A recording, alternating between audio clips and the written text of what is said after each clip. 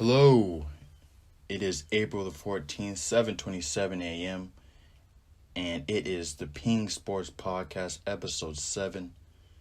How are y'all doing this week? Hopefully staying hydrated. How's your Ramadan going so far? Ramadan started on April the 12th, so 2 days in.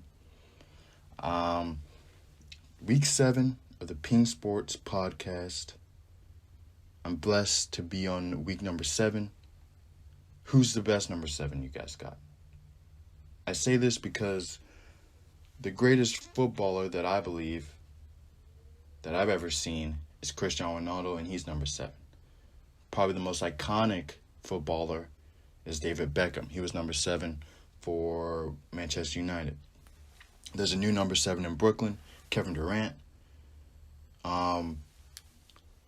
So is number 7? I believe lucky number 7, right? Or is it's 8 or 7? Maybe it's both. It's the last week of school for me. Excited about that. But one thing I'm not excited about, or something that I wish I wasn't talking about, but we have to talk about it, is the shooting of Dante Wright. And this is the third major incident in Minnesota, dating all the way back to Philando Castile. And if you look back in last year, 2020, with George Floyd. And I don't have the answers, and I will probably never have the answers. And if someone does have the answers, then I wouldn't suggest looking at them. Suggestions, maybe. Answers, no. But anyways, I believe my suggestion would be reform is needed in the Minneapolis police system, the Minnesota police system. That's all I'm going to suggest, but I like to say my thoughts go out to Dante Wright's family. Hopefully they're grieving right now. Hopefully they get through this. And my suggestion to you all is to do what you can do. You may not have the financial means. You may not have the wherewithal. You may not, and it's all right. I believe it's all right. You don't have to give money. You don't have to post on social media. Do what you can. If it's going to your local Boys and Girls Club and helping African American underprivileged youth, do that. If you can give your time, do that. If whatever you can do it. A lot of people want to say you got to do it this way, you got to do it that way, but there's many ways to do this thing and help African American people out. And if you need to, take a pause. Because a lot of times like this, we want to ignore it and say, okay, this happened, but I want to get through this, so I'm just going to ignore it. Take some time to think about this and think what happened with Dante Wright. That's all I want to speak on that. Yeah. So let's get into what makes us not get over Dante Wright, but help us grieve a little bit better with Dante Wright. And that's sports. This weekend, the big sports event was the Masters. I didn't watch them. I watched probably the last few 20 to 30 to 40 minutes of the Masters. I believe the Masters is going to become, or if not already, is going to become the next horse racing and the next boxing, the next baseball. Not New York's. America's pastime. It's probably going to get replaced by spikeball or something. If you don't know what spikeball is, look it up.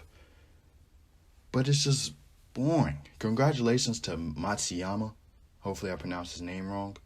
All the anime I watch, I should know how to pronounce it, but it's whatever. But it was getting so boring. They were switching over to a different broadcast constantly, consistently. That's cool, like once or twice. Yeah, you switch over to Japanese. Yeah, okay, when he makes a good shot, you may switch over to it once. But they were doing it over and over again. Like, really? Is that the best we got, golf? Maybe we could make it 16 holes? Make it 9 holes? I don't know. I don't watch golf enough.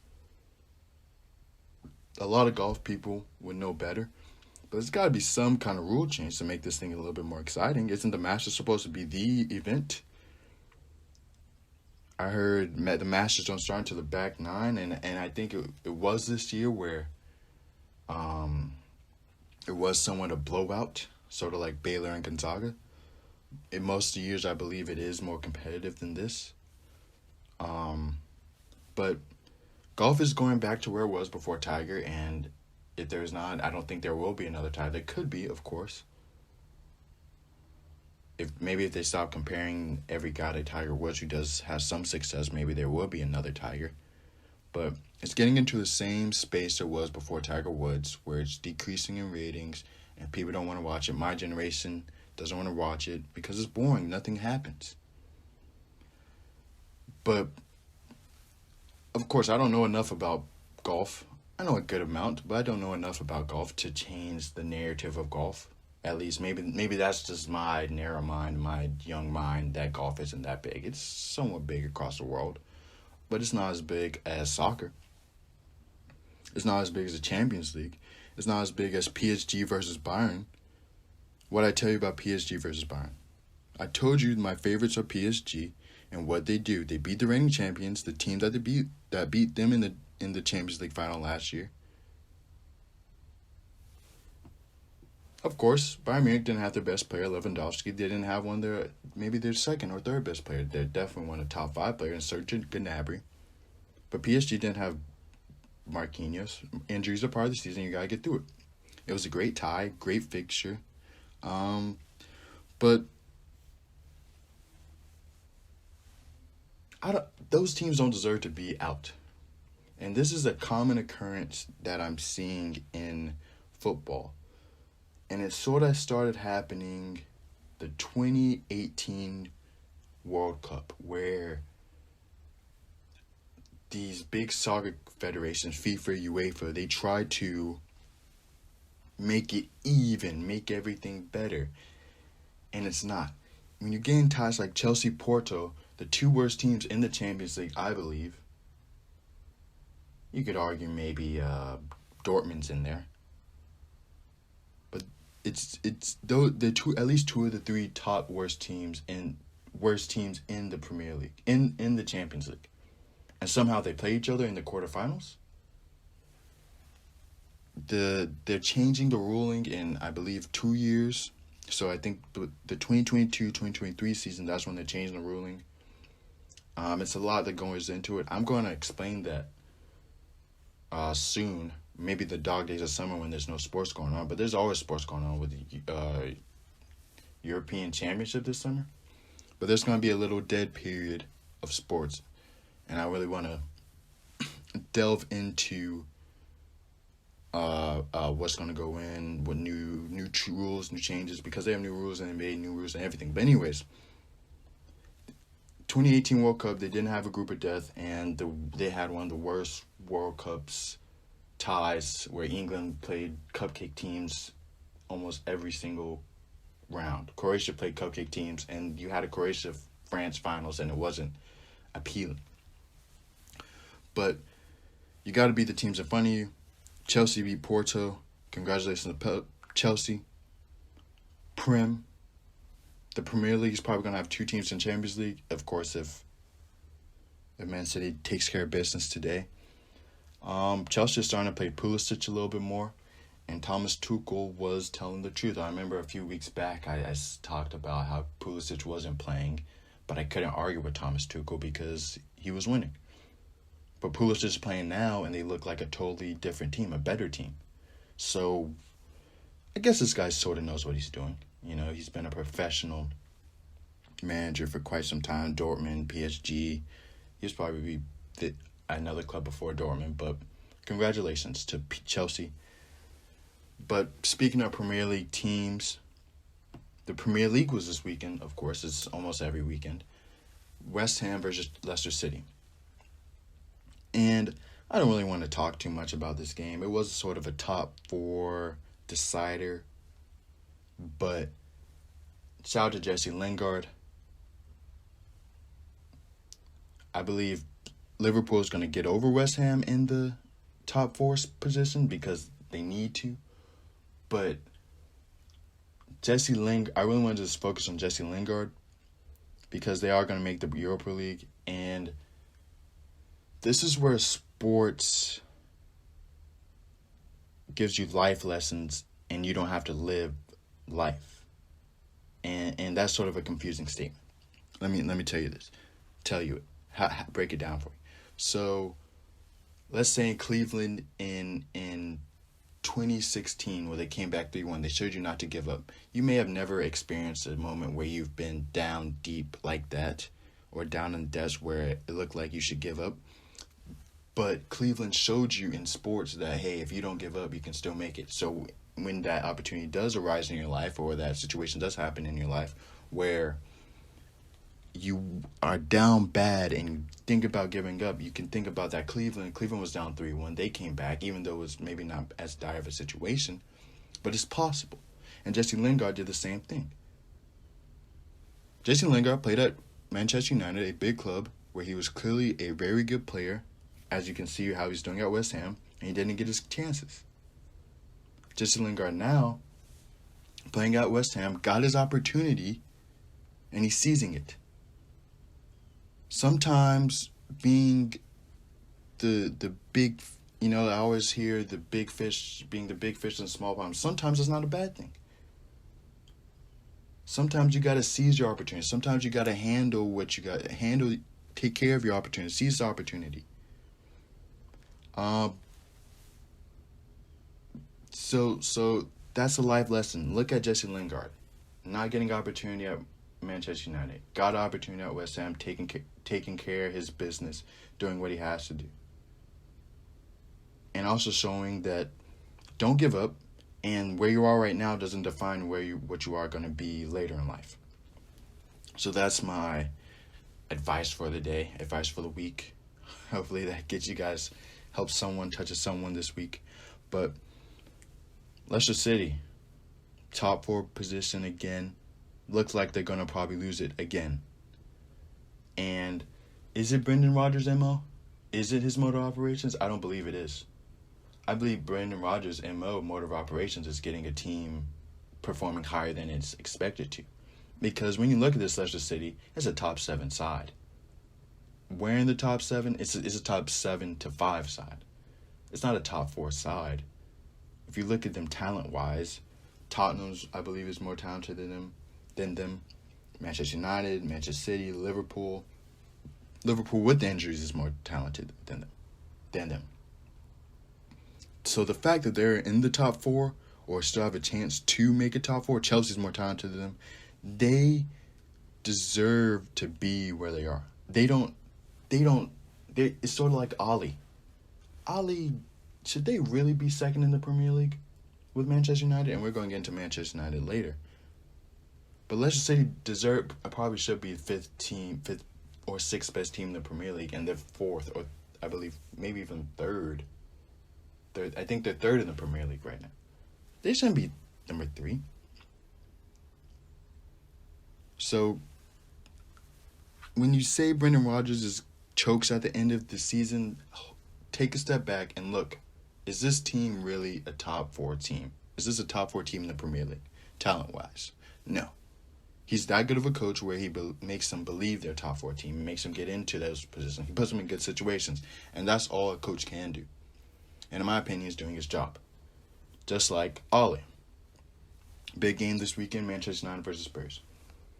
And if you've been listening to this other podcast and this podcast, you know that I believe Ole Gunnar Solskjaer is a better coach at the moment, not career-wise, at the moment, than Jose Mourinho. And he proved it again. Down 1-0. Probably should have been 1-1, but down 1-0. Comes back, wins 3-1. I said they were going to win 1-0. But I predicted they were going to be right. Let's not get into the semantics of everything. Spurs play Eric Dyer at center back. Why is Eric Dyer playing center back? I know they have some injury issues, but I'm not trusting Eric Dyer at center back. If there's one player that needs to go this season, or this summer is Eric Dyer. The mid, see, Spurs is very talented. Their midfield's decent with Holberg and Ndombele. Once they get a third piece, I believe Dele Alli will fit perfectly there. But I don't know what's going on under there. Striking wise, Son Kane, and then the right side's always up for debate. They could start Gareth Bale, Lucas Moura. I believe they could start Lo Celso out right wing, and then buy a midfielder this year. I believe they're going to buy one of my favorite players, Jerome Boateng, at center back. So that'll help. But let's focus on Manchester United. Let's focus on the team who won. And Manchester United are like a streaky team in basketball. A good streaky team. They're sort of like a Golden State in 2015, where they were super streaky. They would figure out a way to win. Become more consistent is what all they need to get better at doing. But when they're on, Manchester United's on, they're on. They're clearly the better team all throughout the game. But when you look at Manchester United, what did Ole come up in? As he came up in the Manchester United glory days, the comeback kings is what they called Manchester United. What they do this weekend and what they do almost every other weekend, come back. It's sort of, we talked about Brendan Rodgers' MO. Maybe that's Ole Gunnar Solskjaer's MO. He's a kind of player that comes back. They don't realize the situation is dire until they're down. Maybe that's just the kind of team they are. That's what made some Manchester United teams great. Coming back from 2-0 down, 3-0 down. You know, you want to beat Brighton 4-0, but as long as you beat Brighton, it's good. It's all right. Also with Tottenham, big news. Not big news, but a lot of people are speculating, even though Harry Kane hasn't said anything. We just like to speculate. As soon as things get bad, we all of a sudden think a player wants to leave. But they're saying Harry Kane's going to leave this summer, or potentially may leave this summer. And probably not. I think he's had his chances to leave and he's decided not to. And I think that's because he will never get the blame in Tottenham. He's a legend in Tottenham. And if as soon as he goes to Manchester United or goes to Real Madrid and doesn't perform, because that's what happens in the first season for most players, they don't perform because it's an adjustment period. I think he'd do fine if he went to Manchester United, same league. Knows the players sort of well with the English national team and a lot of players playing for England. But as soon as he goes to these bigger clubs, he's going to get killed for one bad game. In Tottenham, it's a win-win. It's also a win-win if he leaves or if he goes. He's not going to get blamed by Tottenham fans like Sol Campbell did. He grinded for this. He's been loyal to this team for how many years? He's been at his peak for 4 to 5 years, where he's just been throwing in goals, like throwing a rock into a pond. If he wants to leave, he can leave. He deserves to leave. Son, same thing. Dele Alli, same thing. Spurs is looking a little dangerous for Spurs. Maybe the Spurs need to have a rebuilding process like the Orlando Magic had. But the other big game this weekend was El Clasico. I don't know if that's how you pronounce it. I want to be foreign. I want to be majestic. Not any real iconic teams in El Clasico. Anyone who doesn't know, Real Madrid versus Barcelona is the El Clasico. But even though there were no iconic teams, none of these teams, Real Madrid or Barcelona, were iconic, it's still a quality game in my opinion. I think in a few years, when we think about a team, if Real Madrid can get Erling Haaland, if they can get a Harry Kane, I think they're going to be very dangerous. I think they've recovered. I think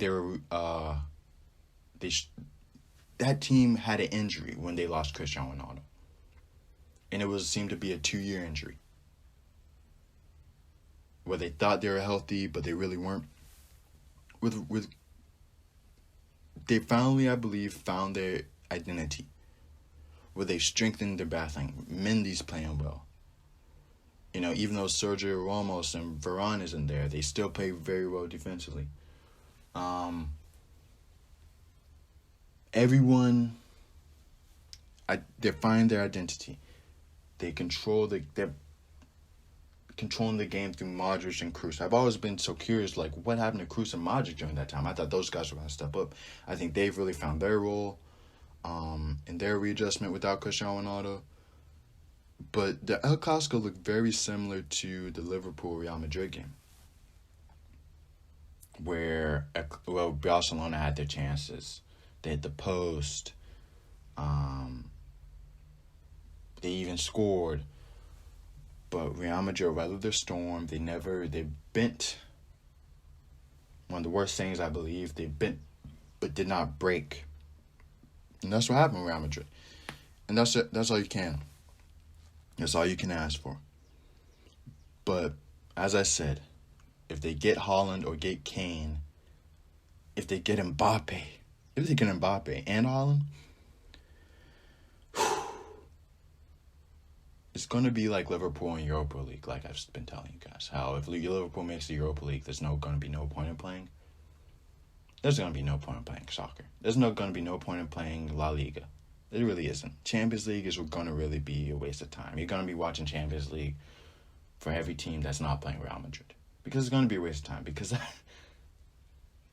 if you don't watch football, imagine Kevin Durant and LeBron James playing on the same team. Imagine that. And then they got, AD with them too. AD is the afterthought. That's how it would be. What's the point of playing this NBA season if LeBron James and KD is on the same team? What's the point? There isn't. So that's what I want to put into perspective for you guys. Relating sports to sports. I want you guys to, if you're listening to this and you're like, what is Kamal talking about? What is this soccer thing? Just look up, I want you guys to look up Kylian Mbappe highlights. Okay? Just watch them. Neymar highlights. Kylian Mbappe, I believe is spelled Kylain. And this is Mbappe. This is where I may mess up. Mbappe. E has an accent on it. Kylain. Mbappe.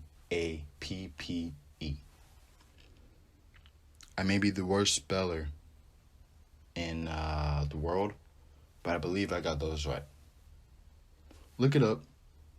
Look up some highlights. Look up some football. Don't just look up every highlight because you're going to get confused and be like, who's this guy? Who's that guy? Slowly but surely get into soccer. And trust me, you're going to like it. Because it's a lot more. It's sort of like the NBA now. They score more. We got some defensive teams, but you fall in love with it with the skill, because it's always on. As I said, there's probably not going to be any dog days of summer this year because of Europa League. There's probably 1 year every soccer term where there's no soccer in the summer. Or no real football, I believe. That's what I like to call it, real football. Women's World Cup 1 year, World Cup 1 year, Euros next year. But it's up to you guys. It really is. Predictions of Champions League later. Liverpool, Real Madrid, Dortmund, Manchester City later in the podcast. But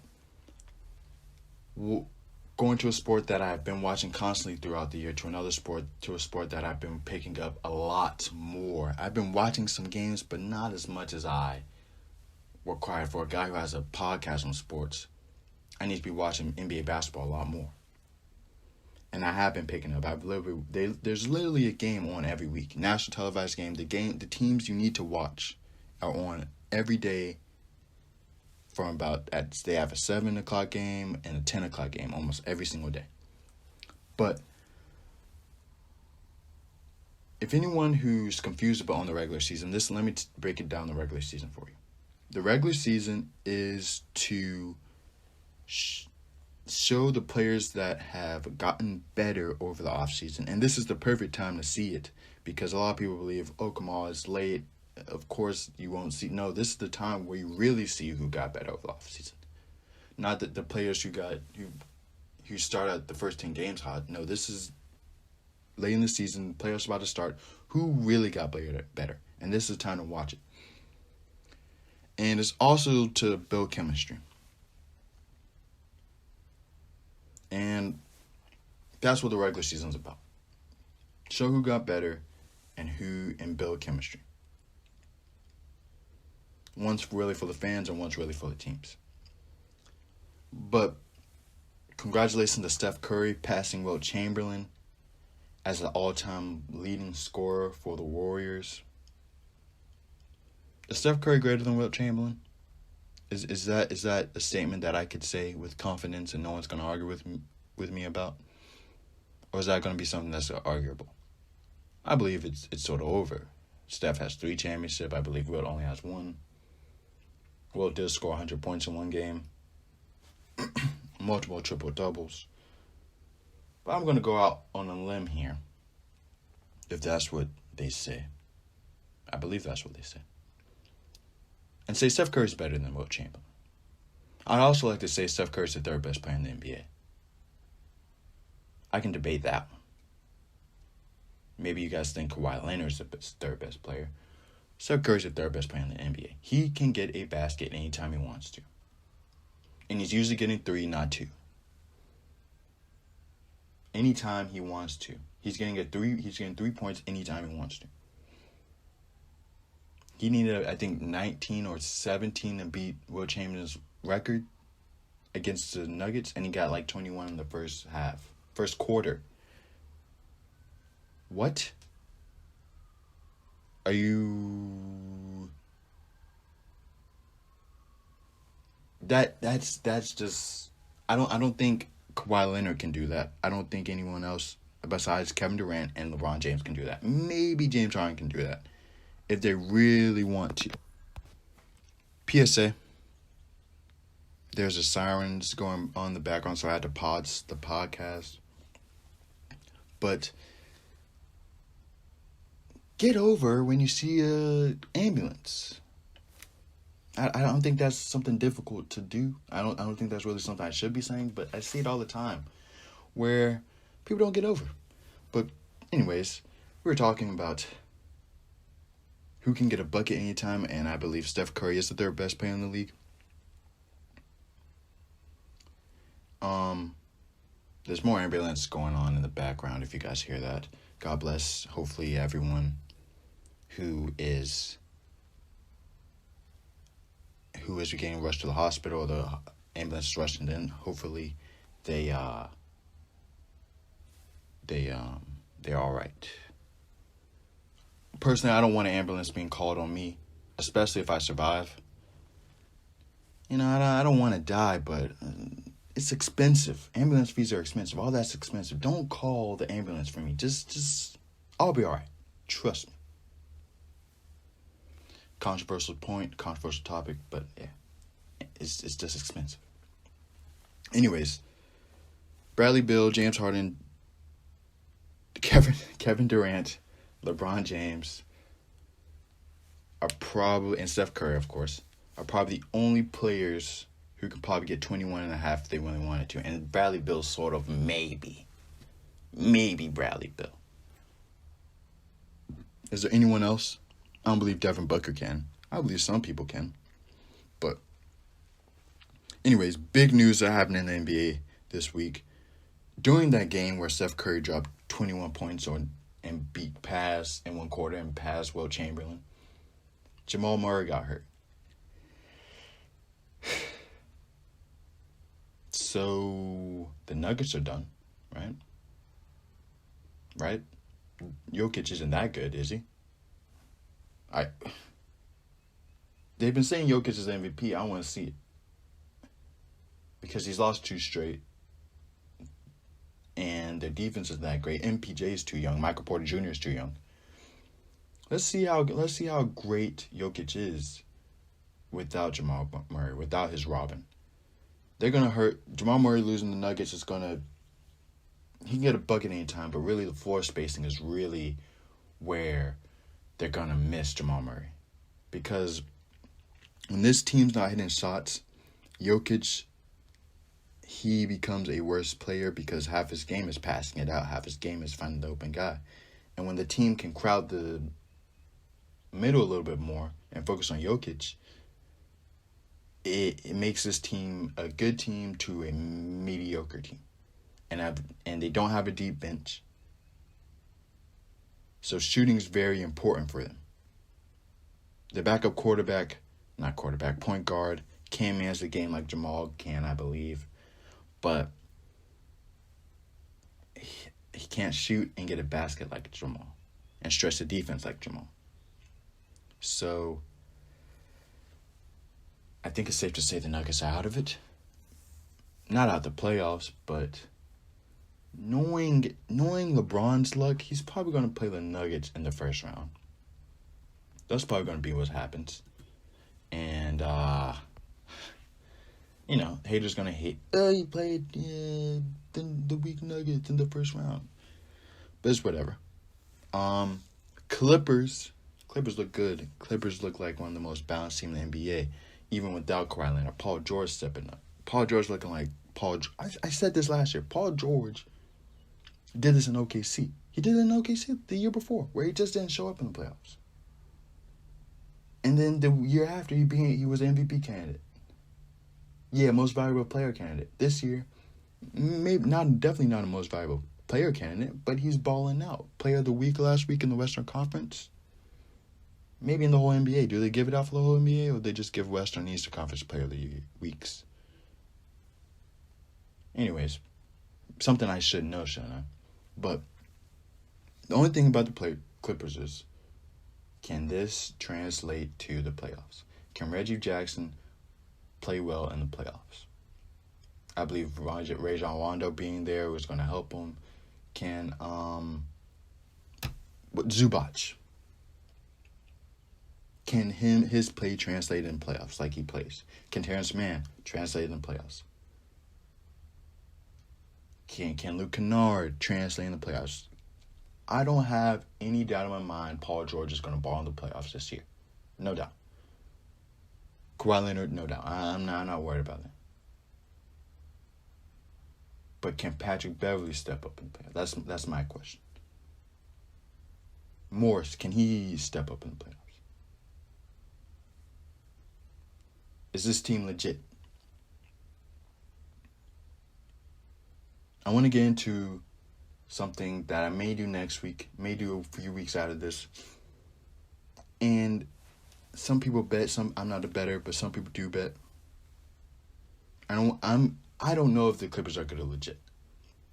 But there's some teams that I know 100% are they good or they legit. Are they legitimately going to make it to the finals? And when you make it to the finals, you are a legit contender, in my opinion. Make it to even the Eastern or Western Conference final, you're a legit contender. Are these teams legit? Or are these teams going to let us down?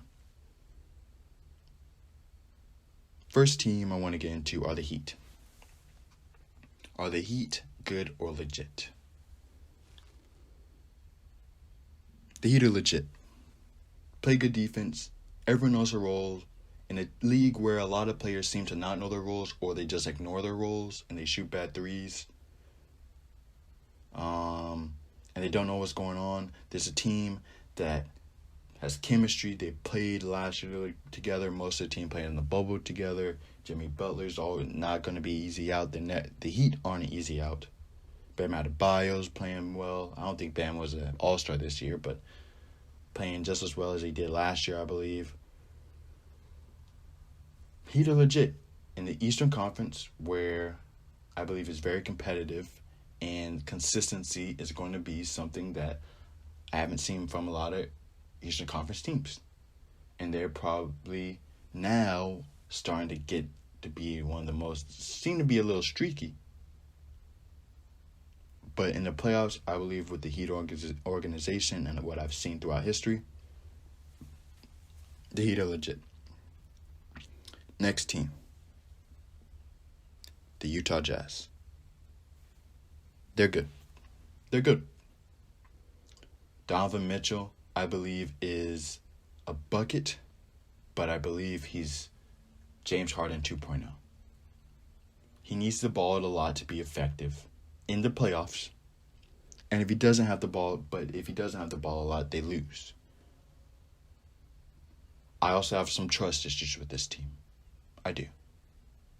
Communication is key in relationships. They don't communicate to me a lot. Enough. Can I trust Joe Ingles? When Joe Ingles goes out and shoots a 3 at late night. Can I trust him? Is he going to return home on time? Can I trust Bogdanovich? What's Bogdanovich going to do? Balling this year. But when I need him is he going to show up for me? Jordan Clarkson. Can I trust Jordan Clarkson? Isn't he the 6th man of the year? But can I trust him in the playoffs? This team looks legit. It's the most questionable team in the league. It's probably the one I had the most debate over. This when I was determining good or legit. Is this team putting up a front? Because Michael Conley, I can rely on Mike Conley, right? Unless it gets the last shot in the bubble in the playoffs, Game 7, and I need him to make a shot. That's when I needed Michael Conley. But you saw how that went. We saw how great Joe Ingles was last year when they were up 3-1. Rudy Gobert is great on defense, but if I got Jokic, I guess I gotta counter him. This team could be a legit team, but I cannot trust them yet. I have trust issues. My next team, the Phoenix Suns.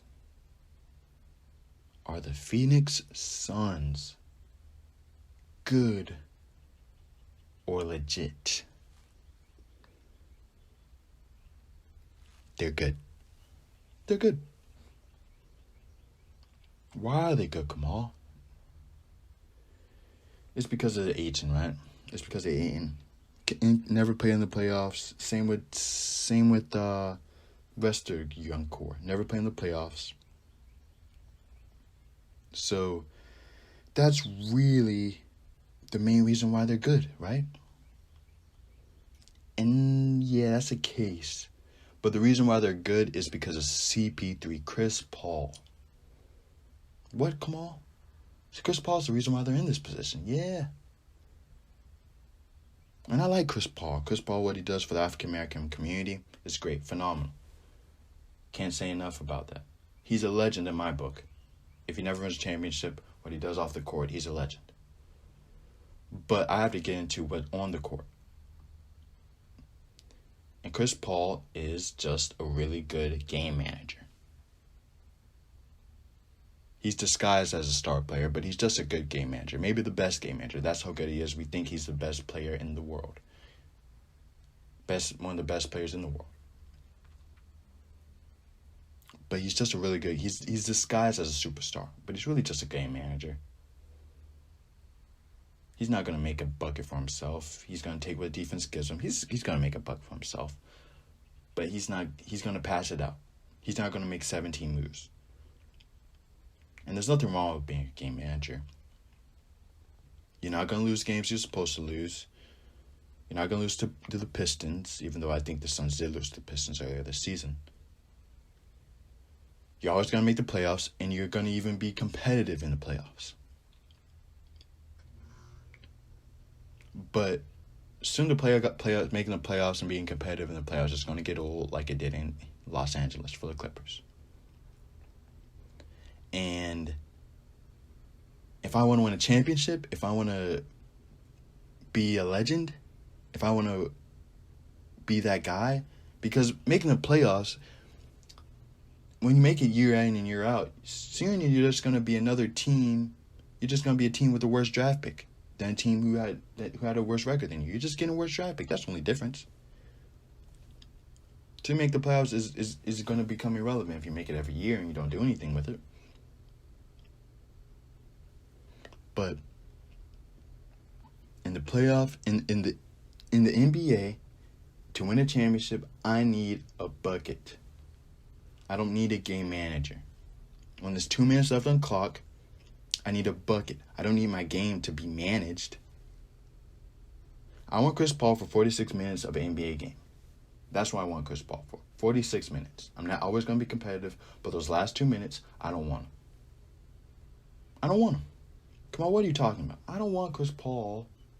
If you're telling me, do you want Chris Paul on the court? Because Chris Paul is going to be that guy who takes the final shot, and I don't want that guy, him to be my final shot. Come on, what about when they play the Spurs? Yeah, they were supposed to be the Spurs. They shouldn't even gone 7 games against the Spurs. They were a higher seed. With 2 minutes left on the clock, what's Chris Paul going to do? Common saying, I've been saying a lot of sayings this episode. Pressure bursts pipes or makes diamonds. Chris Paul, the pipes don't burst. But there's definitely a leakage. Definitely a leakage. Last year against the Thunder, he played phenomenally that Game 7, I believe they took him to. But those last 2 minutes, you watch the last 2 minutes of that game. See how great Chris Paul is. And I wanted him to be great. But he's not. He's a game manager. You have to speed up the pace, but Chris Paul plays at a certain pace. You can't play at that pace in 2 minutes left. I need a bucket. It doesn't matter about pace. It doesn't matter about shot selection. Give me a bucket. Early or late in the shot clock. CP3 is going to dribble, do his thing. He's going to do what he has to do. But he's not going to be a bucket. And I need a bucket, and that's why the Suns are going to be good. They better hope they play the Nuggets, and then they play another weak team, so they make the West Conference Finals, so they look good. But I see right through it. Right through them.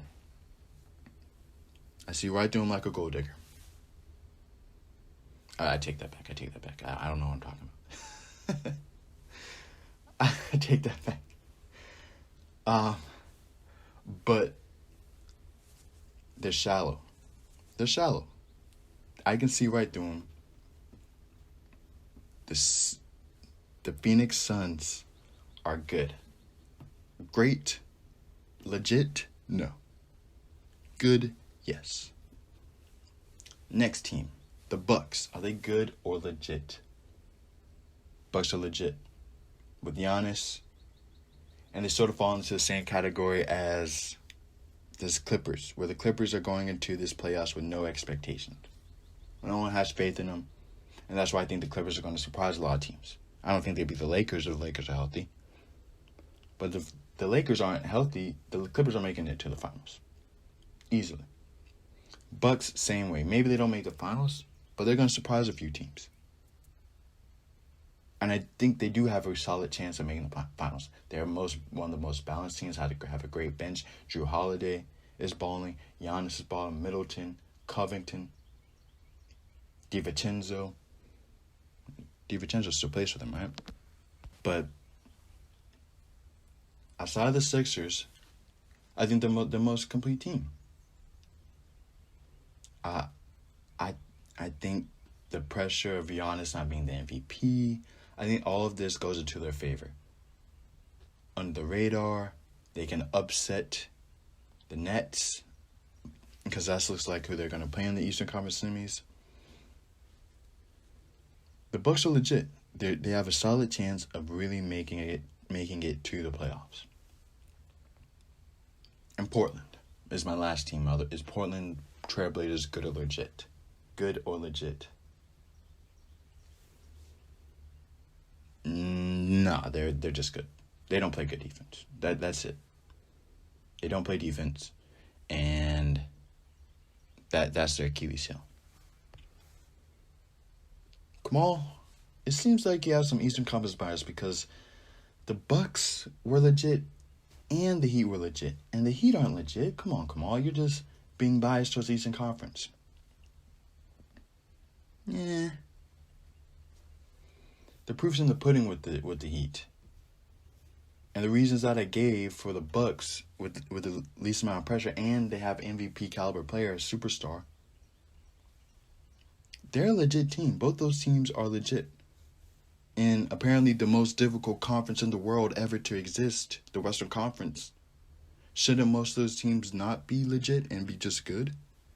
Since it's the most difficult conference ever to exist in all of humanity and the universe, right? It's right that the Eastern Conference there's more legit Eastern Conference teams than Western Conference teams. But, yeah, if you want to say I'm biased, I'm biased. It's just how it is. This year, 7 to 10 seeds make the playoffs, so that's going to be exciting. Hopefully, there's some good games going on there. Good games for each team. But to get out of the NBA, I just want to give a quick shout out to James Conner for signing with the Cardinals. If I may add, another NFC West team making moves that is not the Seahawks.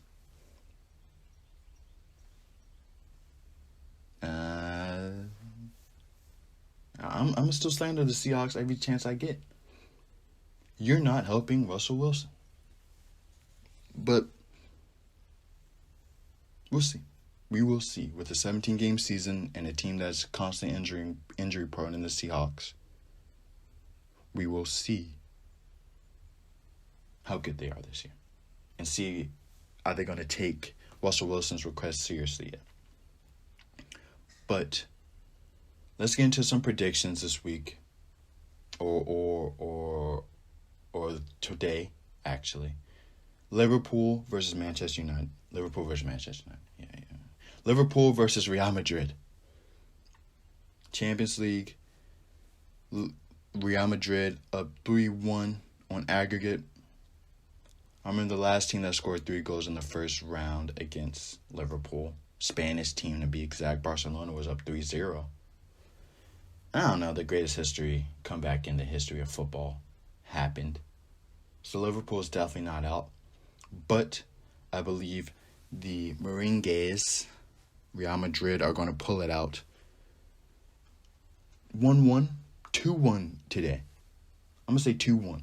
Liverpool win 2-1 today. It's going to be interesting fixture, interesting tie. I just said, Mo Salah's the second best player on that team, behind Virgil van Dijk. And I want to say Sadio Mane is, but nah, it's Mo Salah.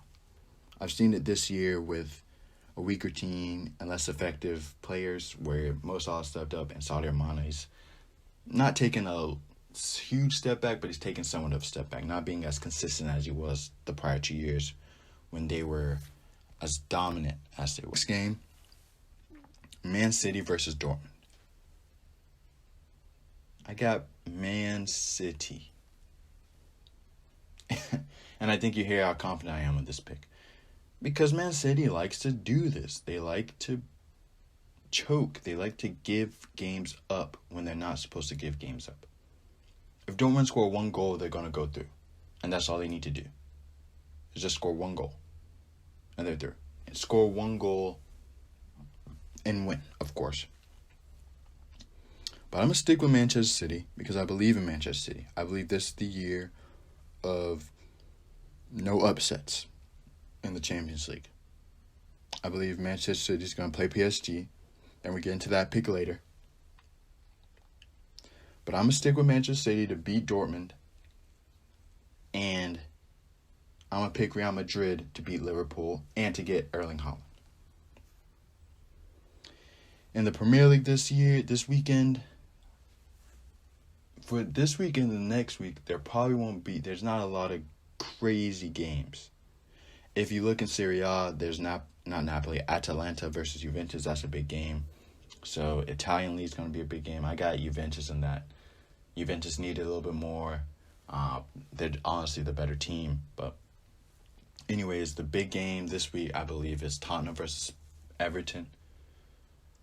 Both teams need this. Both teams need this to qualify for Europa League positions. I don't believe Spurs is going to have a chance to qualify for top four, but both teams definitely need this to qualify for Europa League position, which both teams can definitely make. I believe Everton's in the Europa League position. I believe. I think they're 8th. Spurs, of course, need it to save Jose Mourinho's job. And I think Spurs are going to come up with the victory. Kane or Son's going to pull it out for him. It's just going to be willed by one of them, like they've been doing over the past few years. It's just gonna be willed.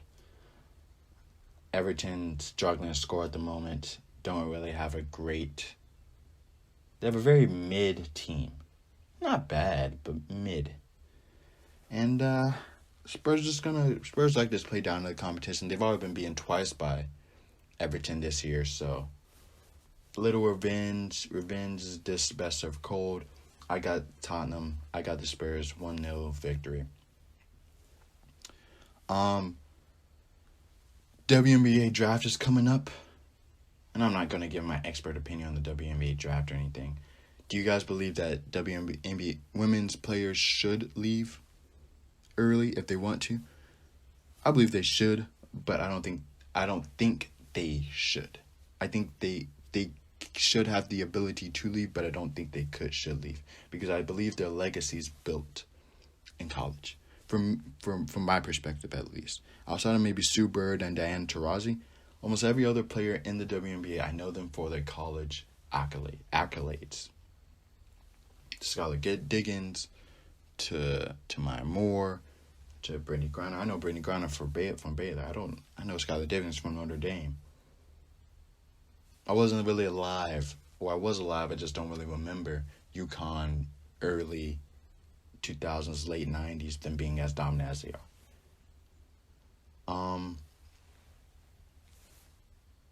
Yeah. But what the WNBA does have right, I believe, is they're having their draft tomorrow, April 15th. And the season just ended. Now you could say, yeah, because their season starts in the summertime, they need to have the draft early. And yeah, you're right. But with them, you're not over dissecting the draft a million trillion different times like you do in the NFL draft. And we're going to get into Justin Fields, Zach Wilson. Not really even a Zach Wilson debate, just Justin Fields next week, because the draft is the week after next. And they over dissect Justin Fields, and now teams are second guessing themselves when he was the number 2 guy, and they're just overthinking this thing. And I believe if they had the draft late February, where teams aren't over dissecting players, they choose Zach Wilson over Justin Fields. I believe they had the draft a little bit earlier, and not 3 months after, where they watch them over and over again. And you watch God create the world in 6 days over and over again. I bet you can find a critique in how he made it. I bet you can. But they have it right. I think the women's WNBA have it right, where they have the draft right after the season ends. Season ended earlier this April, and now they have the draft like 2 weeks after. And I like it. I love it. NBA, NFL, you need to catch up with the WNBA with this draft thing. You're over dissecting these guys, and then you make a decision where you choose, a bust over Klay Thompson or a bust over Steph Curry. But another sport I'm into it, but getting more accustomed to sitting down and watching a full game. Usually I just go in and out of it. But baseball, I'm telling you, man, dog days of summer won't be as dogged if you pick up another sport. Invest into another sport. Not pay a lot of money. I just say give you some of your time, because I know it's half the time you're sitting around and you're like, there's nothing on TV. So you watch everything on Netflix. Watch some baseball. Check it out. It can't hurt you. But anyways, you guys, that's the end of the podcast. Thank you guys for listening. Thank you guys for everything. Week 7. My goal with this podcast, I remember episode 1 was be consistent and do this every week. We're 7 weeks in. And